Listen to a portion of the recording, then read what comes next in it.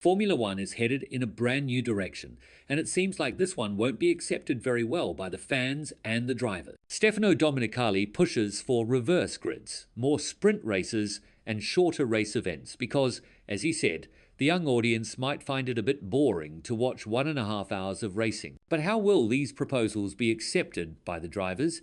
And is this clear proof that phone is becoming more about the money and less about the racing? Formula One's popularity has skyrocketed in the past couple of years, but the levels it reached now could have only been dreamt about a couple of years ago. Nevertheless, the expansion comes with its own price. You have to modify the sport towards the liking of the newer audience that bolstered you to where you are right now. That's the view of Stefano Domenicali as well.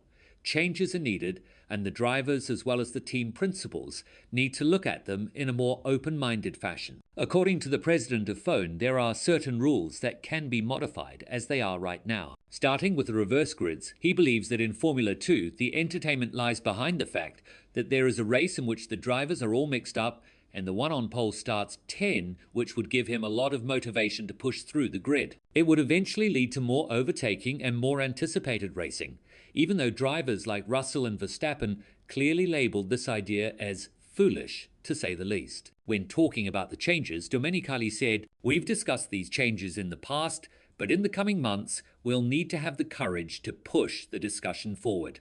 I've even heard from several drivers who proposed it. Initially, they were all against it, but at the last meeting, many of them said, 'Why don't we try?' This format has been around in FIA to an F3 for decades, but I believe it's an area where there's no right or wrong position. All opinions count.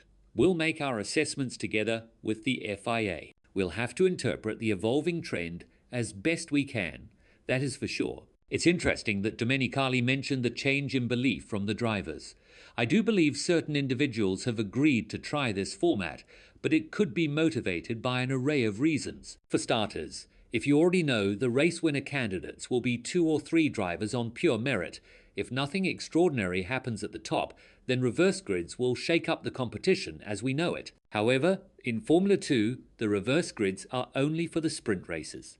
For the main race, the pole position stands as it is from the session on Friday. I'm mentioning this here because of one very important reason.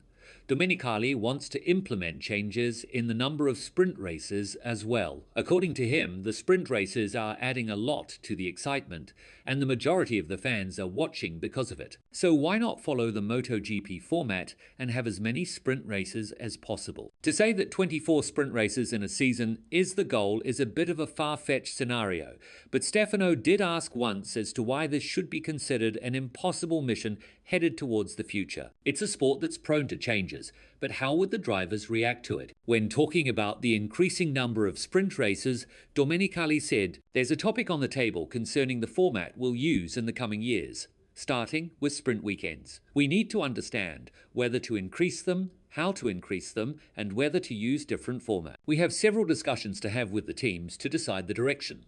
I have to say that aside from some older diehard fans, everyone wants sprint weekend. Promoters push for this format, and now the drivers are interested as well. This is what kind of irritates the phone fans.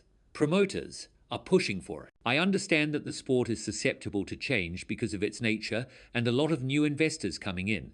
But for you to literally accept every proposal that comes your way is just pure disrespect towards the drivers. I know for a fact that the drivers were very much against the increasing number of sprint races, especially when they were in the old format. But why they've changed that opinion is up to them or Domenicali to further elaborate. One fierce opposer to the sprint races was Max Verstappen, especially in the era of his domination.